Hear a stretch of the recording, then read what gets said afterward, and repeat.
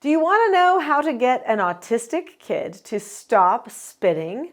I'm Nicholeen Peck, and I teach all over the world about parenting, good communication, how to build strong family bonds, child development, neurodiversity, and education, all through the lens of the principle self-government.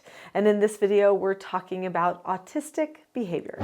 You should know that I've actually parented some autistic children. They weren't my own children. I did therapeutic treatment care for a lot of years for troubled children. They would come to my home, and many of them, almost all of them, were neurodiverse, sometimes having multiple diagnoses. I did also raise 4 children of my own as well. But I do know some things about handling some sensory issues and processing issues related to autism. So in this video, what we're going to do is talk about why some autistic people spit habitually and what you can do, what skills you can put in place and structures to help them choose not to do that.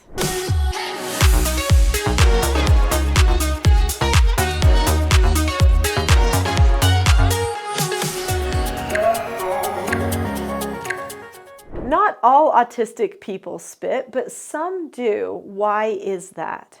Well, it really relates to the heightened sensory issues that some autistic people have. Sometimes they like to chew on a certain texture or rub a certain texture, or certain textures that they do touch or chew on really bother them. Now, of course, anyone could have a sensory overload or a sensory issue of some sort, but people with autism have a tendency to fixate on that texture or that sensation a little bit more, which then increases their anxiety, which sometimes they have heightened levels of anxiety as well. And so being able to just give in to that sensory fixation can sometimes help them feel a little bit grounded. But then there's some of these behaviors like spitting that is going to make them be socially rejected. It does not matter how many people you tell that this spitting behavior, it's just a sensory behavior because they don't like the feeling of saliva in their mouth, so that they're going to spit it out. It doesn't matter how many people you tell that and that they should accept that. Even if they are accepting of that, they will look at that behavior of the spit, whether it's in the sink, whether it's on the floor, but especially if it's on the floor or other places that are not the sink, they will look at it as germy, you know? And they don't want to be around things or people that are germy, and it will be seen as disrespectful. No matter if our child is neurotypical or neurodiverse, it is the parent's responsibility to help them to be able to socially succeed as best as they can. What does your child need? They need to be socially acceptable. They need to not gross people out, to be able to communicate effectively. So some of the reasons that autistic people choose to spit are, number one, as it has already been mentioned, that there is a sensory issue associated with that. They don't like the feeling of saliva or the taste of saliva, and for whatever reason they feel they need to get it out instead of just swallow it back down. A second reason that an autistic person might spit is because they actually are trying to be understood about something. Maybe they are the type of autistic person that has a hard time communicating verbally with other people, but spitting can give this sense of communication that they're trying to get across to another person. Now, of course, in order to fix that spitting behavior, you'll have to replace it with something else that they can use to more effectively communicate. Maybe a hand signal or something instead of that spitting behavior. Other reasons that people will spit is to argue, manipulate, and honestly, just because a person is neurodiverse does not mean that they don't manipulate. Anyone can choose to manipulate with a behavior. That can happen sometimes. There are some people that also just the feeling of getting the spit out is another thing. Some people who are autistic get very excited, really, really excited, and that excitement causes them to do something uncontrollable like spit out at people. And maybe they're not putting big pools of saliva somewhere, but they're just starting to just spit randomly putting out their tongue and spitting maybe. Those types of things could all be things that would be part of maybe an excited or overly excited type of a behavior. I know that there are many people that try to stop their autistic child from getting overly excited because of some behaviors that can occur when an autistic person becomes overly excited. Sometimes the wrong chemicals can be firing in their brain and they can get overstimulated and then become dysregulated very quickly. Sometimes emotional, moody, dysregulated, sometimes hyper dysregulation can occur as well. And trying to get back to a baseline can be difficult.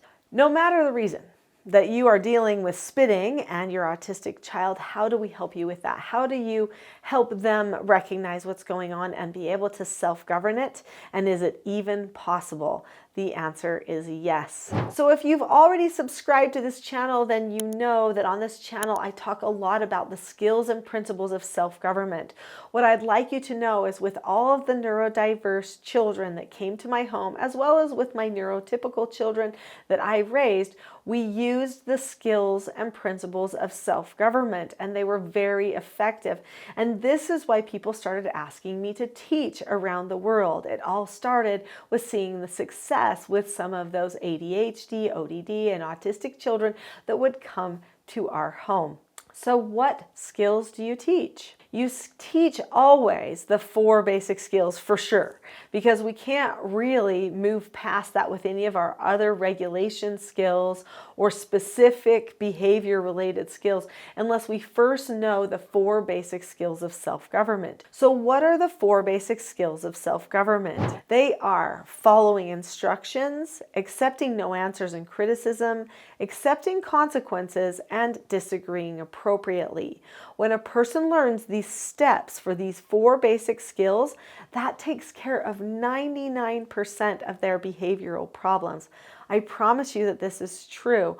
I started with a huge book of skills to teach all of the neurodiverse foster children that came to my home, and it usually turned out to be that we would focus the majority of the time working on the 4 basic skills, and after that, all of the other skills that were needed were easily added to their quiver of self-government skills after those 4 basic skills were learned.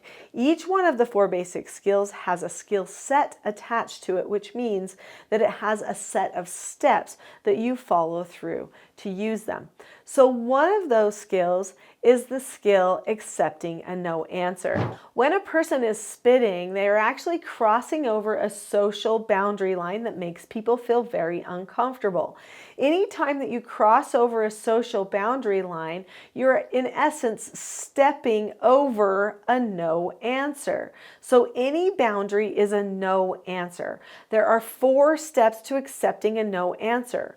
Look at the person or the situation. So if I've got saliva in my mouth and it's bothering me, that's a situation, okay? Then I keep a calm face, voice, and body. Now I'm probably going to have to practice that ahead of time so that I know what it looks like and feels like to have a calm face, voice, and body. Then after that, I say okay to the no answer. So I've given myself, no, don't spit the saliva, even though I've recognized that it's there. And then I keep calm and I say, okay, I'm not going to do it. Then step number 4 is to drop the subject. This is the hardest part for anyone, but especially for an autistic person. The hardest part is to drop the subject, to tell yourself, I'm not going to think about that anymore. The thing with autistic people is they're oftentimes all the way in or all the way out, right? It's super dramatic, whatever direction that they're going to go. So if you can teach them the power of accepting a no answer and dropping a subject, and you can say, this is the time where you drop a subject, you might actually be surprised at how quickly they go, okay, I'm dropping the subject. I'm just going to choose to change my mind, because they are very rigid in their thinking. And so when they choose something, they're all in. So if they can be rigid about dropping the subject, then they've got a skill for life. We've just scratched the surface on self-government, just starting to talk about some of the skills and principles that you might need to help your autistic child. I highly recommend going to my next video, which is called How to Discipline a Child, to get more self-government skills and information. I'll see you there.